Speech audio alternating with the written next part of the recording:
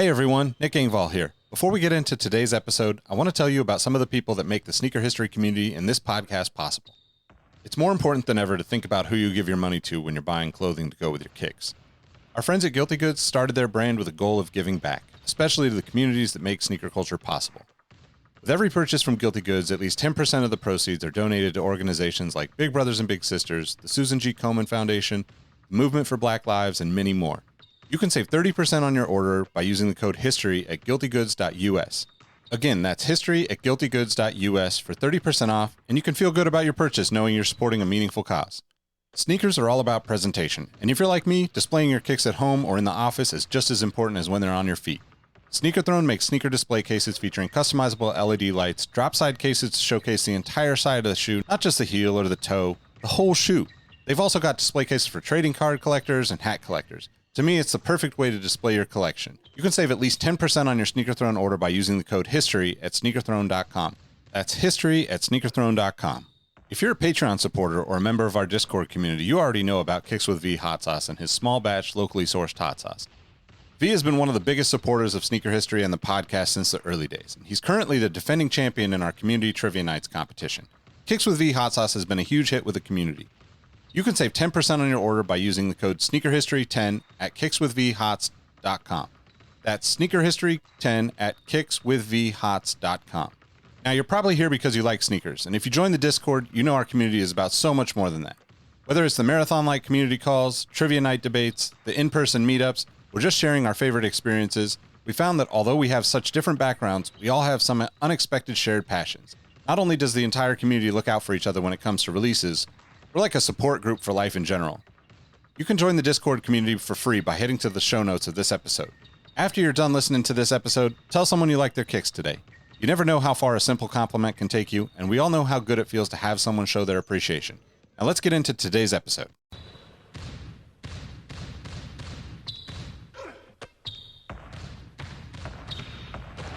Jordan trying to shake off Starks. Oh, what a move! LeBron James with no regard for human life.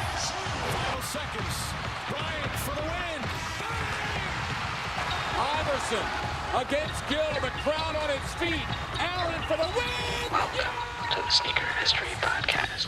Greetings, Earthlings. Welcome to a fantastic episode of the Sneaker History Podcast.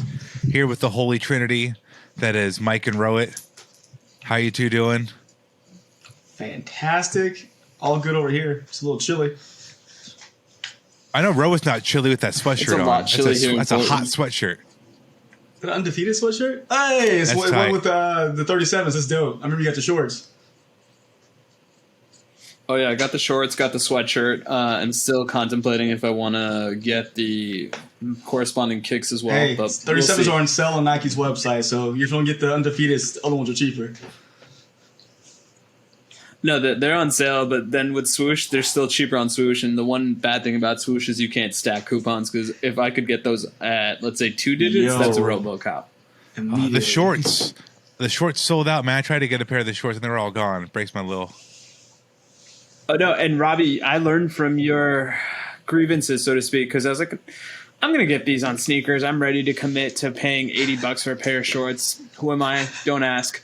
And then to your point, they sold out like that. Luckily for me, Undefeated still had a full size run on their actual website, so I just bit the bullet and paid the $12 extra for shipping and handling. But It's worth it. Rough lately. There's some good stuff. A lot of good collabs and brand partnership stuff that's been coming out with not a lot of fanfare.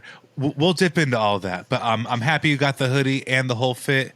Mike, I'm happy you're here. Listeners, we're all happy that you're here. Have a fun little episode. We're going to talk about some of the new Ja Morant colorways that debuted or got released out to the public through a little media event last week. And shoes on the road. It's kind of going to be our main topic. So, can we start out with some rocking and copping? Has anybody been rocking or copying anything? Mike, you gave the double thumbs up. You can go first. Yeah, I just came back from the grocery store, so I have to rock something. There you go. Saucony Grid Azura from their Planet Pack in the Venus colorway. Super comfortable shoes, super slept on, of course, you know how it is. But rocking those and copping, we just talked about it before we got on air, but playoff 13s are in my crosshairs. Don't want to pay full price, and I definitely missed the shock drop. So kind of a bittersweet because I didn't want to give them the 200 plus, but I'm okay with waiting, so I don't have to give them 200 plus. But you would have impulsively. You know what? I probably put it in my cart and be like, no, don't do this. You're stupid. Get out of here. As somebody that had that same internal dialogue out loud and startled one of my coworkers thinking that I called her stupid, I was like, no, Maribel, you're not stupid. That was a me Ro thing. is stupid for having this conversation out loud and referring to himself in the third person. Ro is stupid. That was going to be my cop, and then I literally heard both of you, and Mike, you were the angel on my shoulder, Robbie, you were the devil on mine, saying, yes, you should get this, or what are we doing, bro? So luckily to say Mike won this round, but I regret that because for every Mike win, there's going to be an inevitable Robbie win that's going to make me feel very disgusted in not only myself, but my lack of a bank account. As for what I was rocking, I mean, I've got my solid rotation, my fly goees, which yesterday, like, I broke an all-time step barrier and hit 25,000 steps, and I realized that shoe is not meant for stepping like that. So I think it's permanently in the Lamborghini door phase now. So that lets me know that I've got a new copping ahead of me. So that's my rock, and that's my copping. I know the Robbie, van how about had you? the hot steppers for like $35 a week or so ago. Maybe that's the shoe. All these hot steps you're putting in. Maybe the that's hot the stepper. shoe. Yeah, You know, the hot stepper. I do like how we're all very different with our rocks. I'm fully branded up for a reason because I wore my solar boosts today. It's not an accident. I love these things though. You can find them super on sale in a various degree of colorways. Super comfortable shoe, probably like $40 to $65. You can find these in your size. That's the deal. Full boost, super comfortable. Highly recommend. Check these out if you haven't worn a pair before. And today the BB 4002. Think about that name. Think about it long and hard. These came in today. Couple hot points. Number one, these are not a skateboarding shoe. I had to do a little research. These are a Reebok retro basketball shoe.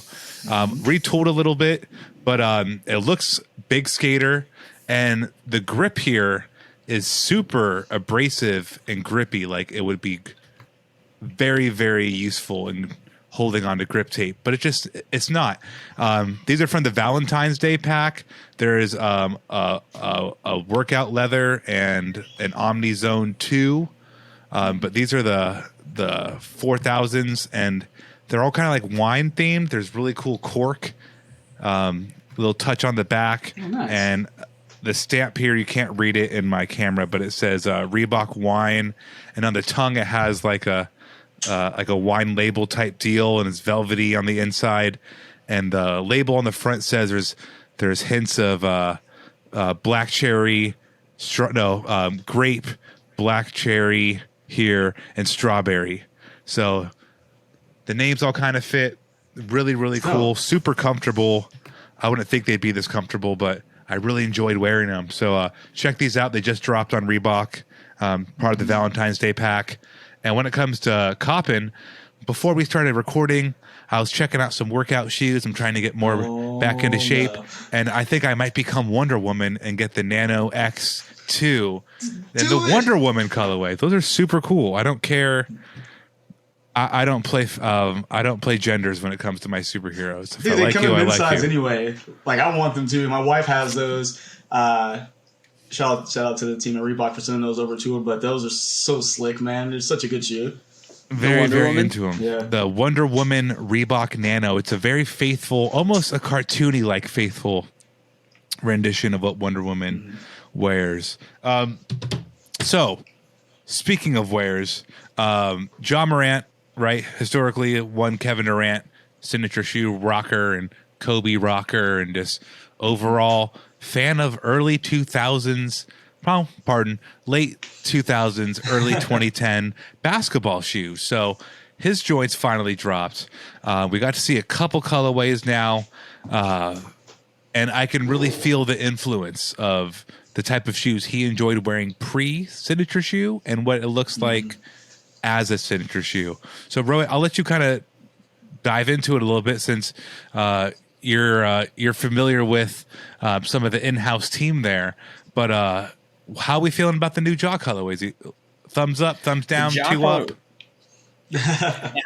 I think I've had a very complicated history with the Ja one, as we've unofficially referred to it as the Ja Janowski one, and we're just kind of lambasting the colorway. But then I saw that early Grizzlies colorway, which I think borrows homage, or pays homage rather, to the Vancouver Grizzlies in that teal, and that's when it clicked for me. And I think Memphis also, their first year, they also had that teal incorporated into their uniform before it went a little bit more navy and black the way we're used to seeing now. But that is that jackpot colorway. Now I get it. Now I get the hype. Now I would like to see what else we're working with, because it's a proof of concept. But when you nail that proof of concept, it's like winning the press conference, because a lot of times now with our sports stars and our teams, there's talk about winning the games, but sometimes you have to win the press conference. John won, finally won the press conference. Now I'm excited to see what else we got, because you need that initial proof of concept. And I know I'm starting to sound like broken record, but I'm also getting enthusiastic about it because I didn't think I'd get here. So. Yeah, I'm in the same boat as you, man. 'Cause I know you and I talked about it a little while back, and we just weren't impressed. We're like, we want to see more. Let's see some more colors. Maybe that can be the game changer. And lo and behold, that Vancouver Grizzly, homage is really nice. I mean, at this point, I think that should have been a launch colorway, or should be the launch colorway, because that's the one that speaks to me over the rest of them. I know that purple is probably going to be the first one. They always want to do like kind of wild color first and team colors after, but I really think that's the one that stands above the rest right now. So if we did some more items like that or more colors like that, I'm all for it. I think if the color has to be right on that shoe to make it pop, because design-wise, again, I hate to like even say it like this, but I think the shoe has for lack of better words, a little bit of boringness to it, but you put a colorway like that Vancouver Grizzly colorway, I'm all about it.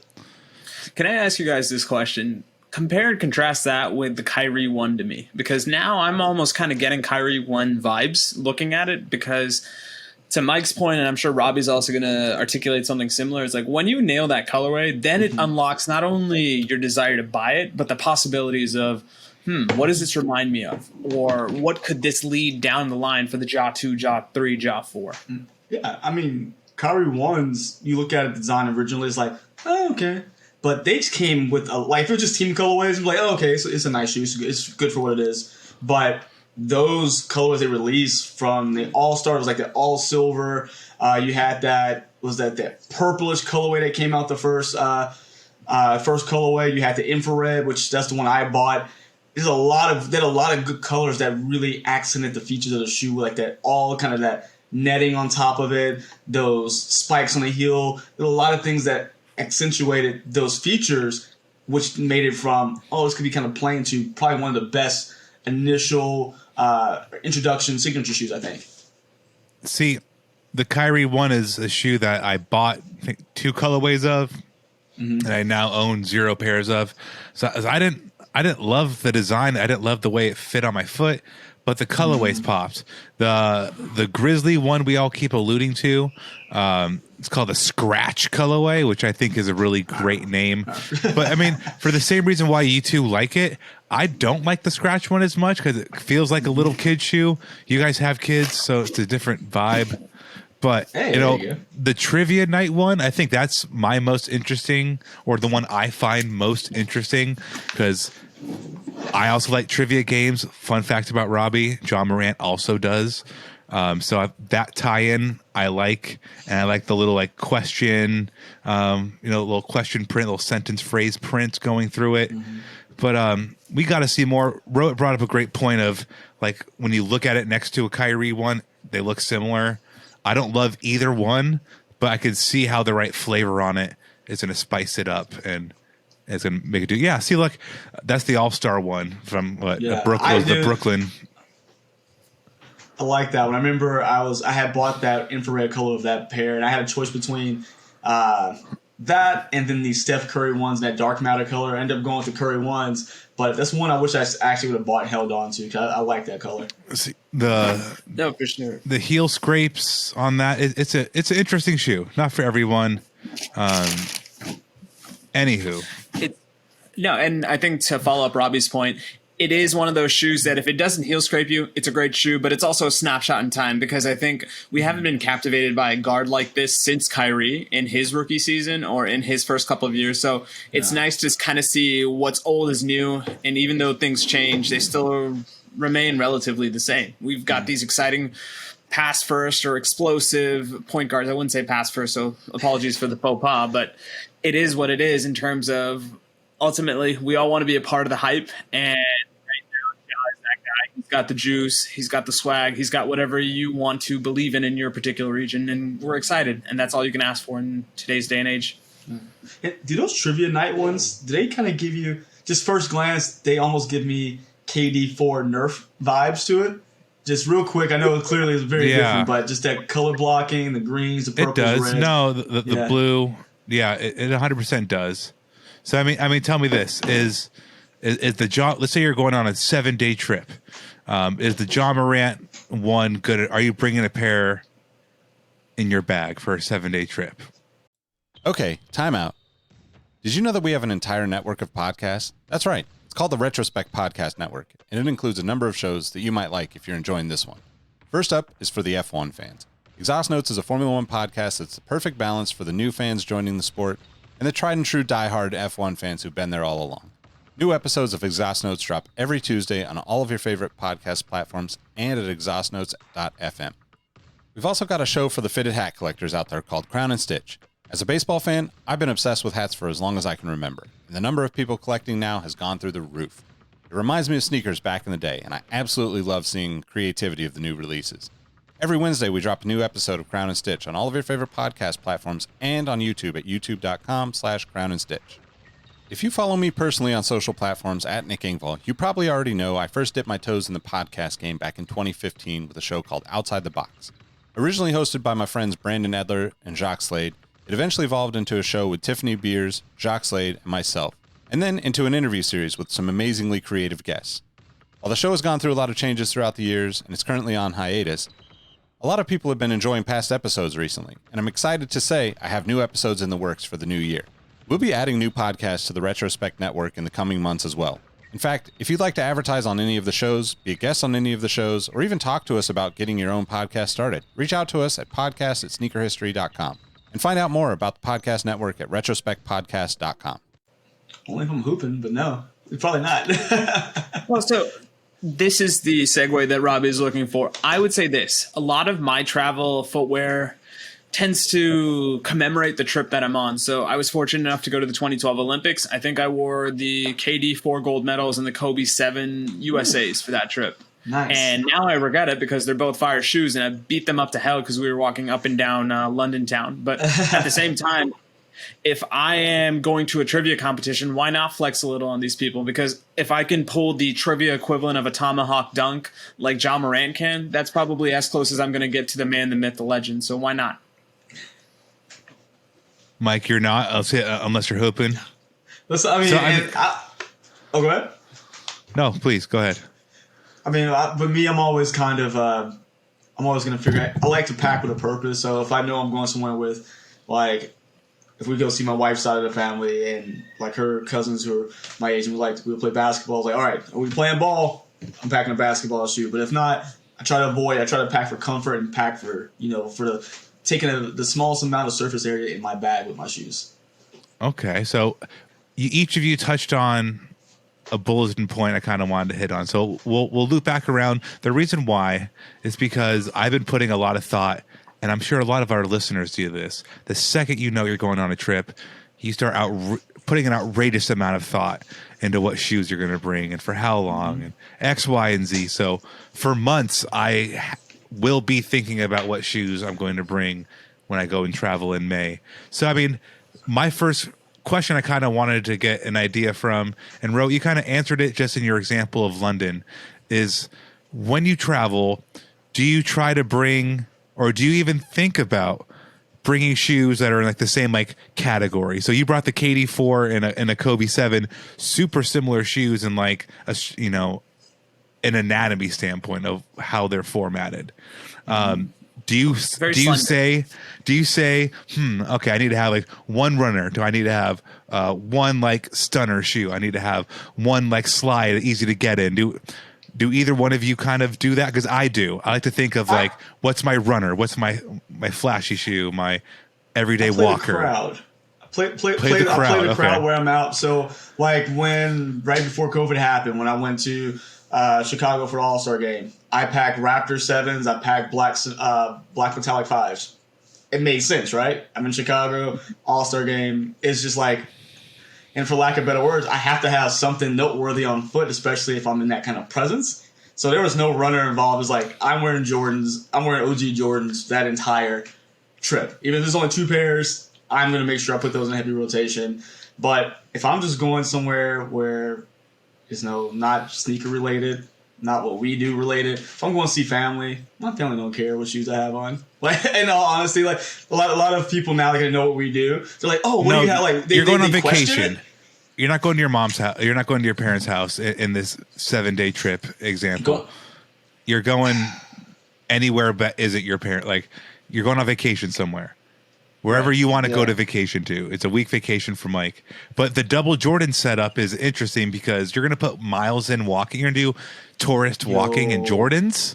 I killed them things, bro. But they were still fresh. It was snowing, so it was perfect. They're like snow boots. I walked probably, like Rohit talked about earlier, like 20-something thousand steps because I just stayed there, just walked everywhere. I took no Ubers, walked everywhere I went. And it just, because I knew what I was doing, like where I was, it just felt right. I had no complaint about hurting my feet. Jordan 7s are actually oddly comfortable enough to walk in all day. So I'm telling you, it doesn't bother you. I wasn't upset. But if I'm just going somewhere on a trip, I'd probably throw Ultra Boosts are coming. I don't care. I have plenty enough colors to grab one. Ultra Boosts are first thing in the bag. If it's somewhere like, we may go somewhere nice and I want to still wear sneakers, I'll pack probably a Jordan 1, Jordan 3. But Ultra Boost is the first thing in the bag, no matter what. I just, you can't tell me no. Okay, Ro, how about you? For me, it's not a question of Ultra Boost, but this is going to sound bad. Whenever I go to an airport, I always feel like there's a 50% chance I'm going to get randomly selected. So that's why I try to go Fly Goees or something very in and out, because I'm like, got randomly selected again. I feel like randomly selected. There's my 56-game hitting streak. But no, it's one of those things where I've actually got a trip scheduled to go to Japan for work. And going through the checklist now, one shoe that's definitely going to be there is the Kyrie 6 Tokyo model, because I think you do want to pay homage or respect to where you're visiting. But then on the other side, you also don't want to get got because you've dressed like a tourist, because sometimes that's a neon flashing light like rob me, take advantage of me. I think for my backup shoe, this is going to sound cheesy as hell, but why not? Let me go ahead with that Monarch, because usually I take a page out of Mike's playbook. If I am visiting and I have the security, so to speak, of a couple of friends or family escorting me around or walking with me, then it's going to be a non-Uber day. So I got to make sure my feet are taken care of. And say what we will about the Monarch, and God knows the internet has said everything about it, it's a comfy shoe to walk in. So if need be, I might even double up on the insoles and get my Dr. Scholl's on, because that's a lot of walking, and I don't want to make sure I leave a part of me behind, so to speak, in Tokyo or wherever I'm at. Robbie, how about you? Because I know you recently had gone to that Hawaii trip, and it felt like you were almost celebrating my beautiful dark twisted fantasy with the amount of Kanye product you were bringing to Hawaii. When there was still Kanye product owned, yes. But I'm somewhere between both of you. So the Monarch truly is a mile-eating monster. You can log miles in that thing easily, especially if you're just walking with family. I think that's like the big traveling conversation you need to have with yourself, right? Like, am I going to go and like run in the morning or run in the evening while I'm out there? Or am I looking to put miles of walking? And you know the difference, 20-mile hard running versus six hours of eating and walking, hanging out. So I live somewhere between the Ultra Boost and the Monarch. I like things like Ultra Boost, but like, Ons are great, but Air Maxes, my brain always goes to Air Maxes, like, because at some point, be it 97 for an Air Max 97 or 1990 for an Air Max 3 or Air Max 90, right? That was the pinnacle running machine at the time. So like I always go through a mental checklist. I'm like, what would my forefathers' feet be comfortable in? And I think like, you know, grandpas in the 80s could get down on, you know, even like a trainer one should have enough within it to get you through a tourism day, right? But Air Max 90, forgot about the 90. That's a good one. yeah, the 90 is a go-to. The Cloud Flyer is a go-to. Honestly, a well broken in pair of Reebok Questions do very well on like an everyday walk, depending on how hot it is. That's when like my brain starts doing dumb things where it's just like, all right, the setup of the question's great, but the ventilation of the question is that's not a great. fall, winter, Stuff like maybe that, early right? spring travel shoe. Yeah. But I Yeah, definitely want to have something where it's like a memory, right? So if I have a photo of me taken on that vacation, it's like, oh, I wore that off-white pair, or I wore that cool, you know, Eames Reebok collab or something, you know? Yeah. I want to have something I can remember it by. Do either one of you do that? Like a staple piece? I think inadvertently, I think you always have that one shoe. Like, no matter what, like I say, I try to pack for space saving because there's always a bunch of crap getting put into a bag. But I think inadvertently, you still want to have that nice shoe. You want to make sure that you go in there, it's like, you know what? So if I'm packing for comfort, again, I like Boost is my first train of thought. I'll go Pharrell Human Race NMD. I got the NERD pair. That's one of my go-tos. This has been taking some beatings. It needs a good cleaning, but that's one of those, hey, not everyone has that. Kind of a flashy shoe. Have that memory attached to it.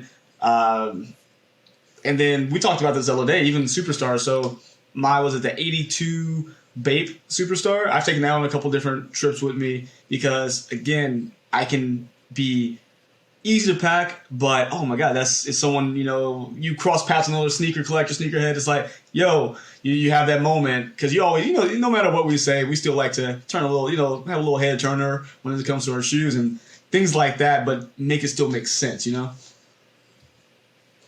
No, and it's one of those things where, Mike, you put it best. It's like inadvertent, but sometimes I also do feel the pressure because now whenever I do travel, very rarely is it a vacation. It's either meeting family or meeting friends of the significant other that I wasn't able to meet the first go around whenever you are in that new relationship.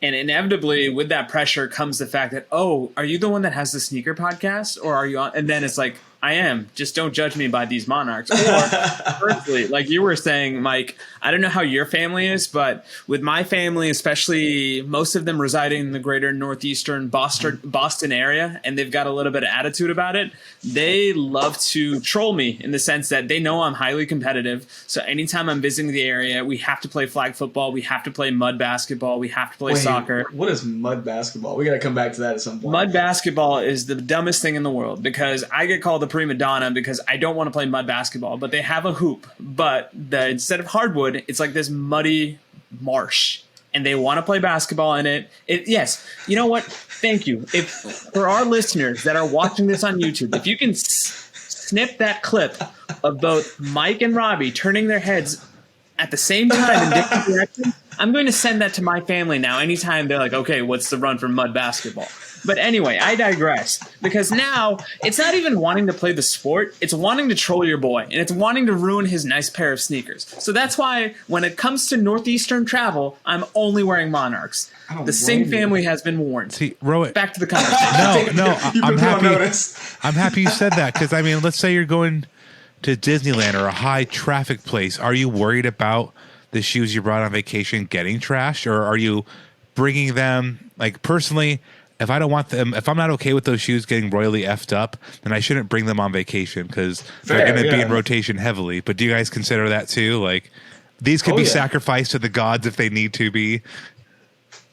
100%, and that's what we're doing in December. We're going to Disneyland in December. So now I have 10 months to be like, what can I pack? I mean, I need to go ahead and get on this cloud train because I feel like that's going to be something that needs to be purchased, one of those cloud sneakers, because there's no way in the world I'm about to walk around in basketball shoes Disneyland for a week. I refuse. I have a question for both of you. Like, is there low key, not a better feeling where whatever pair you've got on and you're in away from your home base you are visiting, and somebody stops you and says, "Oh, is this that make and model?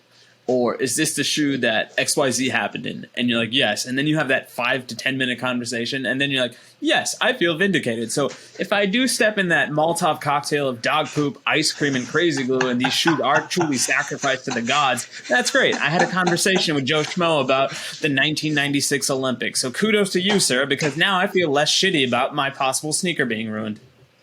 But I like that anytime. So it was about a week ago I wore my military blue fours from 2012 to, we ran errands, and everywhere we went, someone stopped me and asked me about my shoes or said something about my shoes. My wife is like, what was that? I'm like, oh, they just asked me about my shoes. I'm like, although it's like kind of funny to say that, it's like Rohit said, it's like, hey, look, I made the right choice today. I got a little bit of a conversation piece with somebody about the shoe.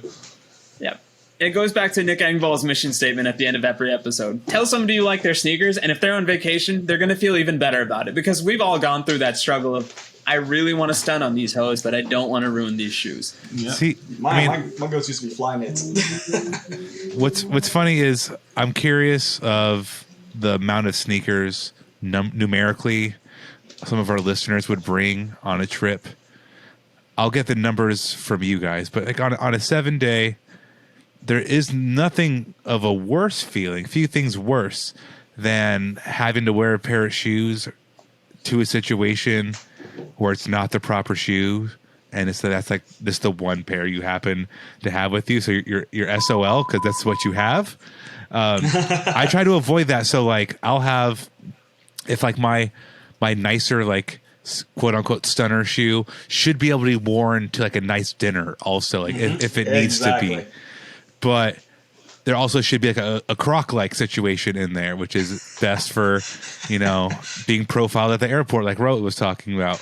But then I think there has to be something that could like go from the gym to a long scenic walk near the beach that could be taken off easily at the beach to walk barefoot in the sand with, could be put back on and then like worn while you eat a nice lunch. So for me, my bare minimum in like a 7-day trip, and my maximum at the same time, my max and minimum is 3.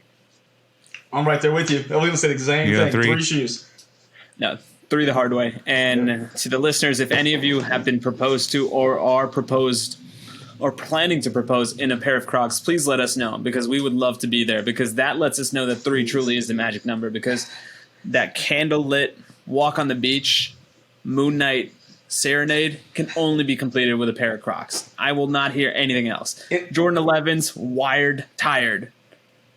Crocs, action mode. There you go. So got to be in sport mode. Got to be ready to go. Sorry. That lets you know I'm a Croc noob. So, okay, if you're gone, I don't know if you're gone ever more than 7 days, but does that number ever change? It's like if you're gone 14 days, do you double? Do you not have 6 pairs? No, you can't. It just doesn't make sense. I mean, it's just too much. I guess for 14 days you're packing a lot anyway, but I can't pack 6 shoes. I mean, first of all, I'm a size 10, and that's too much for me to be packing. I can't. Yours like a size 13, Robbie. Like you're literally packing a whole extra suitcase for shoes. But see, people, I have specifically friends at this off the top of my head at Nike who go on Nike work trips and who have a literal duffel bag just full of like 5 pairs of Nikes. Why that's a though? Nike trip. That's your job. That shit's gotta be fly, bro. And for future Nike employees, I've got a week-long trip scheduled for Japan. I will be bringing 3, and I may push it to 2 because I'm truly trying to get the most out of my Monarchs, because I forgot I had them and they've been stuffed in a suitcase for the last 2 months. I'm gonna get you a fresh pair of Monarchs, then. Dude, we got a custom one done for you. Let's get that to the newest dad in the Discord. That was the tradition that we were trying to blossom. So, oh no, anyway. You should get on a very serious note, have like Konnichiwa written on that. Get them a custom pair of like Japanese Monarchs. Would be sick. Yeah. Cherry blossom. If only we knew a shoe customizer in our Discord. Who could that be? I was like, You could cherry blossom like, I got you. Yahoo! I got you. Yahoo!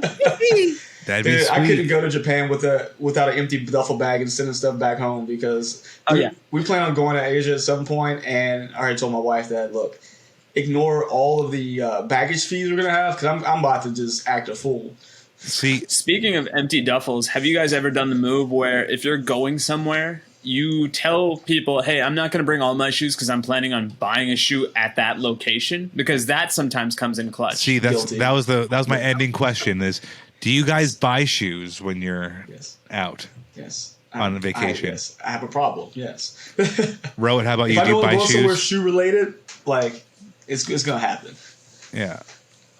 I think we're all guilty of it. I think if we're being honest with ourselves, a lot of our brethren and sisterin have also done that. The question is, what do you do with that surplus pair? Like, I know I try to make a habit of like gifting it to somebody where I'm visiting. So I just literally might need it for one event, and then it's given to the streets. So if it's a nephew, if it's a friend of a friend, even if it's a stranger that sometimes asks me a good question, be like, you know what?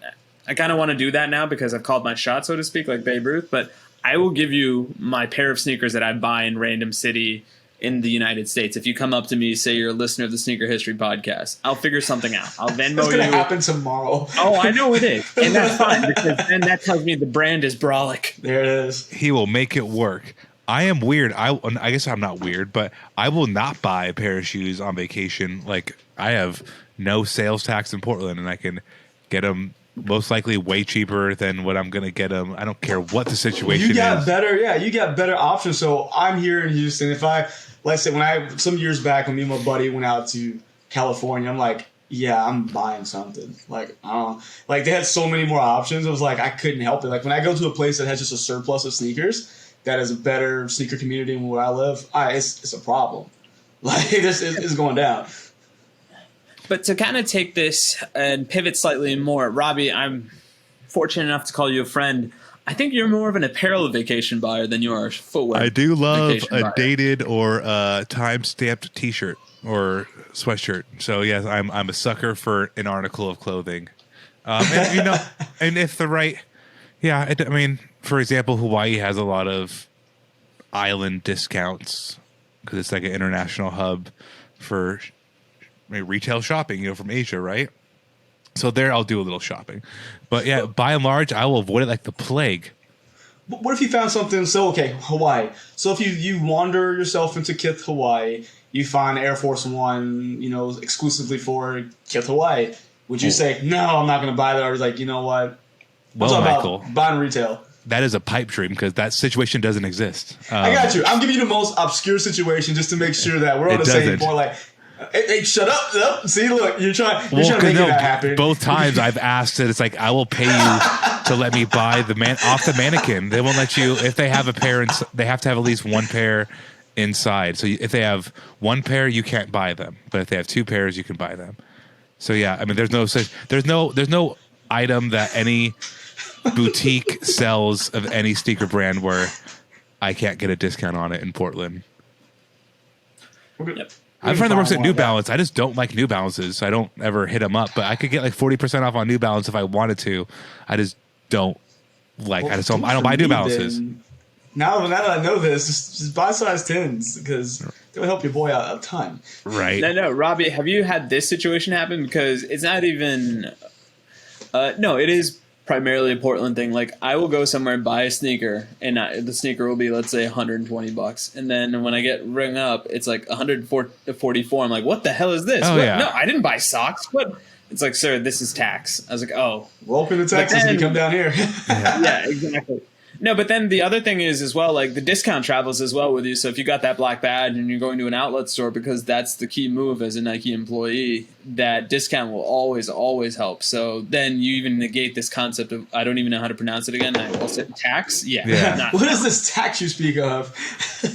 no taxation without representation, you lobster back. I wish that was a thing because I was like, I wish that was real life, but the city of Portland has got me for $740 today because I made over X amount of dollars. So I helped pay for free childcare today.